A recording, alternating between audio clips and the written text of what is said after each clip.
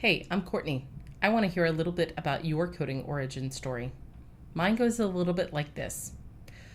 I'm a high school business teacher's child. I had to learn how to type before I could go outside to play as a kid.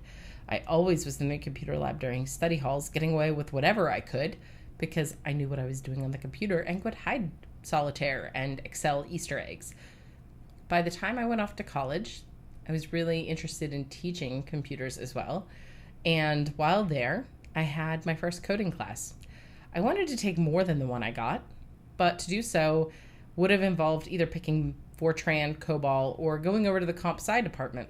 The comp sci department didn't want me to take a couple classes from them if I was a high school business teacher. They were exclusively for math teachers. So I took C from the CIS department, and it was great at teaching me the beginning language of programming. But my class, 5 p.m., in the setting sun, with the projector from 1999, because it was 1999. And the room? Desks, not a computer lab. I was the one that had a friend lucky enough to share with me a laptop that we had stripped down to Red Hat Linux. He gave me exact directions written on paper for how to put the floppy disk into said laptop and tell the laptop that there is a floppy drive and to save the files to the floppy drive. Had to do a lot of steps. I could hardly see the screen. I saved whatever I could hear the teacher typing while my classmates furiously wrote notes. Then I would later on go over to the computer lab, put the floppy disk into the computer lab computer, put the files to my own account there. Then I would have to telnet. It's kind of like a command line version of FTP, but kind of different. Telnet into the server, upload my files to the server, and then remote compile those things because you couldn't compile it on the same machine that you wrote it on. It was 1999. Go figure. So that's how I got started with programming, and I really had no clue what I was doing. Except maybe I did know some HTML because somebody once taught me a little bit of GeoCities, and that was cool. By the time I got to my senior year, I was student teaching in a VOTEC, and I loved that experience. Hardware, programming, Microsoft exams, all of it. We did it all. It was pretty cool. While there, I taught a lot of HTML, and then I went off to teach professionally. I was not teaching coding at that time. But along the way, I did pick up eventually teaching some HTML, some CSS, and I found WordPress entirely on my own. I put it onto my own website, got that all set up. That was a big deal. And after doing that, I decided I don't like teaching anymore. So I went off and was a bit of a blogger for a while, and in the social media scene, I started going to WordCamps. I was one of 3 or 4 people at the first WordCamp I attended. Anil Dash gave that keynote. You know, Anil from the days when WordPress and Movable Type were going neck to neck. I saw a picture there that day of the co-founder of WordPress. Didn't know who he was at all. Had no idea. It was really hard finding documentation or knowing what was going on back then. The WordPress Foundation didn't even exist. So I got started with WordPress. I was building sites. A client paid me one time to install a specific theme on their site and add a sidebar. The sidebar, the widgets on the sidebar, no joke, they didn't have sidebars and widgets, and you had to go into the theme and declare them and all of these things. And I couldn't find documentation that would guide me through it. That theme would later move on to become Genesis. So fond memories back of the Revolution theme, back when I think it was like Rev 1 that I learned with, not Rev 2. And then I failed miserably running my own business for clients. I'm just not great at getting out there and sealing the deal on setting up the contracts. I'm really good on connecting with the people, and I'm really good on showing people how to do the stuff. So I realized maybe remote work should be the thing for me.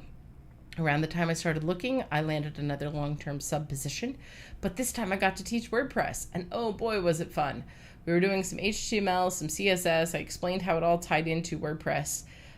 Notice I did not say that we covered much in the way of PHP. We didn't have time to get there. And no JavaScript, because again, a couple of years ago, it really wasn't as big of a deal as it is now. So then I went off and had a family. Along the way, we had 3 miscarriages. And then the one that I first got to actually hold came 6 weeks early. I went preeclamptic. I really wasn't doing computer work or coding during that time. I was trying to do content writing for a company, and I failed miserably because my recovery process was horrible. I didn't have the brain power possible. In fact, my body wasn't even healed the way that a normal person would after having a C-section. It took me 3 months longer than most people to recover from that experience. So that job didn't work out, and I started facing some imposter syndrome and not feeling great about myself. Then I started working with another company, and I knew their products okay as a user, and I started really working with people and learning a lot of code related to our products. I can't say that I'm great at picking out all the bugs, but I could sure identify here's where this piece resides and help a client get to that part. So working on improving my skills along the way, but also by then having 2 small children and working around nap schedules, I didn't have a lot of time for anything else professionally to develop myself. And then I got the call again. Hey, we have a WordPress teaching position. Would you come teach WordPress? And I said immediately, yes. See, the thing that I like about coding and as it relates to WordPress is that there's quite a few languages that all come together. And then we have this content management system that the average user can learn. I don't want to use the word easy because we know that that's a bit of a challenge. But somebody can be taught how to enter information into a post, and it starts to get fun at that point. That's what drives me. I want to work with people that need the barriers removed. I want to work with people that have whatever their programming tells them, their own mental programming tells them why coding is hard, why they can't do it, why they won't get anywhere with it. The people that say, I choose to be different and I'm going to make something happen here, that's who I'm really after working with. So I do all of this because I want to lift the standard of living for other people. I want to help others overcome their own blocks. I sure have faced a lot in my own time. I don't like that experience. I want to lift people's standards up and reduce the friction as fast as I can.